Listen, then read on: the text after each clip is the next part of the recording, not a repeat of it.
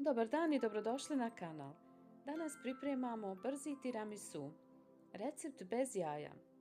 Vjerujem da će vam se dopasti ovaj način pripreme. Brzo i lako. Najprije skuhati jaku kafu. 200 ml kafe. Možete koristiti kafu po želji.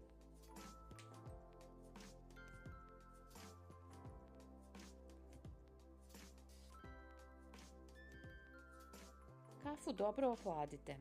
U ovu smjesu sam dodala jednu kesicu Nescafe.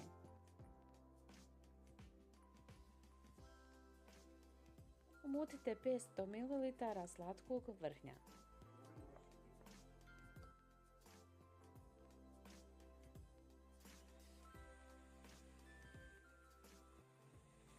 Vrhnje nije potrebno dugo mutiti.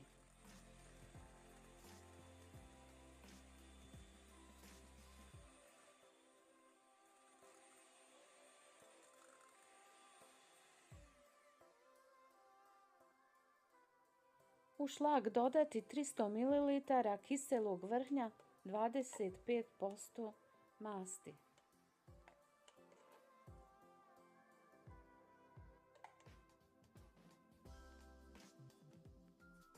Sve promiješajte i šlag je spreman.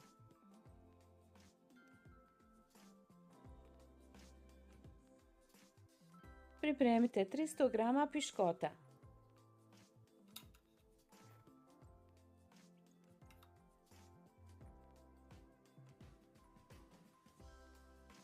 Piškote provući kroz kafu.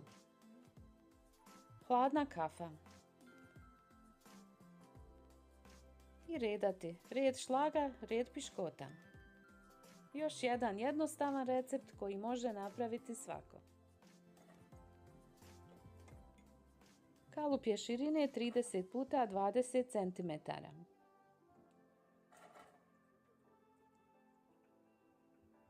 Potrebno je redati 2 reda piškota. Za ovu količinu i veličinu kalupa potrošili smo sve sastojke. Ovaj kolač možete oblikovati i u manje posudice. Na više načina se može servirati. Vjerujem da će vam se dopasti ovaj recept. Kolač jednostavno oblikujte, ostavite u frižider da odstoji najmanje 3-4 sata i poslužite. Kolač za svaku priliku.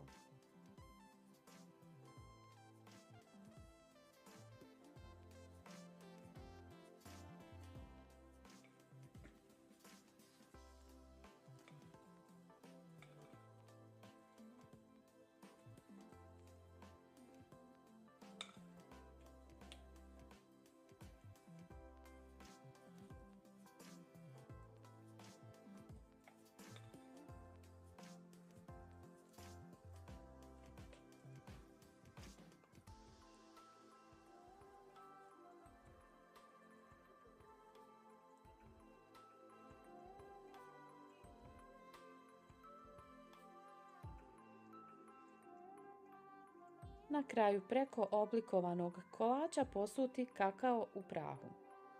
Kolač ostavite u frižider oko 4 sata. Nakon toga poslužite. Uživajte u divnom desertu. Hvala vam na gledanju i puno pozdrava do idućeg videa.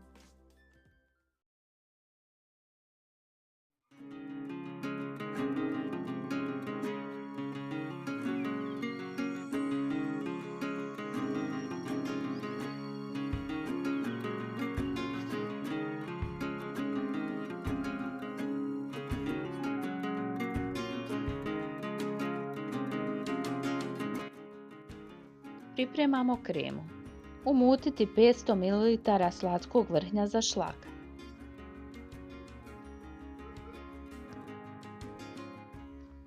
Dodati 100 g šećera u prahu. 200 ml kiselog vrhnja za svježi sir. Sve dobro umutiti mikserom.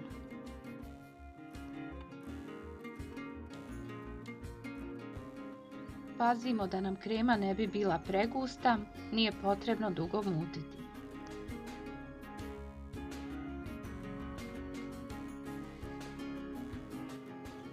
Pripremiti kalup veličine 27 x 27 cm,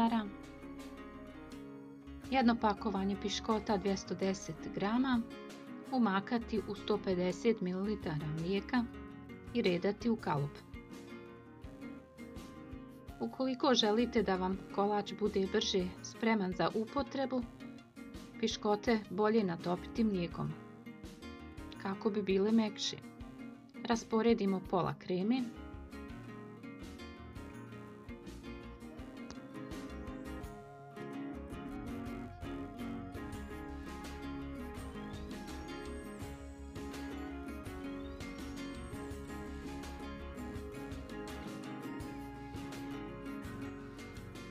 Rastopili smo 150 g čokolade za kuhanje sa 4 kašike ulja. Rasporedimo preko kreme.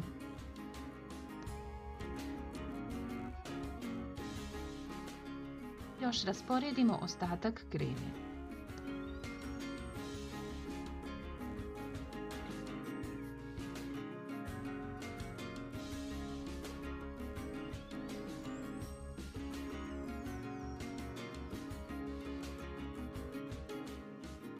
Za glazuru u 200 ml vrućeg vrhnja za šlag dodamo 150 g čokolade za kuhanje. Umutimo da se lijepo sve sjedini.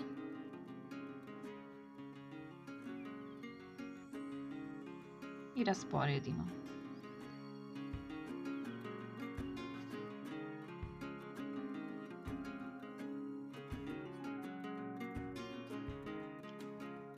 Kolač ostaviti u zamrzivač 2 sata da se stegne.